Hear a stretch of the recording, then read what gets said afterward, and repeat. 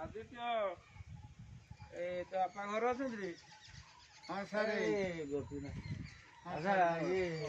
ପୁଅ ଆଉ ଯାଉନି କଣ ସ୍କୁଲ ଆର ବର୍ଷ ଯାଉଥିଲା ପାଠ ଯାହା ଯାଇ ହଉଥିଲା ଆଉ ତାକୁ ବୁଝେ କଣ ପାଠ ପଢ଼ା ପଢ଼େଇବ ନା କଣ? କଣ ସାର୍ ଆଉ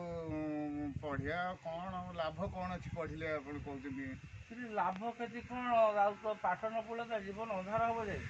ଆଉ କ୍ଷତି ତମର କ'ଣ ହେଲା ସବୁ ପିଲା ଏତେ ଲାଭ ପାଉଛନ୍ତି ଏ ତମରି ଯେଉଁ ଇଏ ଯାଉଛି ଜ୍ୟୋତି ଯାଉଛି ତାର ଏଥର ସାର୍ଟ ପ୍ୟାଣ୍ଟ ମୁଁ ଦେଲି ସାର୍ଟ ପ୍ୟାଣ୍ଟ ଦେଲି ଆଉ ତାର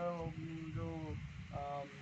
ଟଙ୍କା ବି ମିଳିବ ତାର ଯେଉଁ ସ୍କଲାରସିପ୍ ପାଇଥିଲା ସିଏ ମିଳିବନି ଇଏ ବି ସ୍କଲାରସିପ୍ ଯାଇଥାନ୍ତା ମୁଁ ତ ଚେଷ୍ଟା କରୁଥିଲି ହେଲେ ତା ଘରେ ବସି ତମେ ଲାଭ ପାଉଛ କ'ଣ?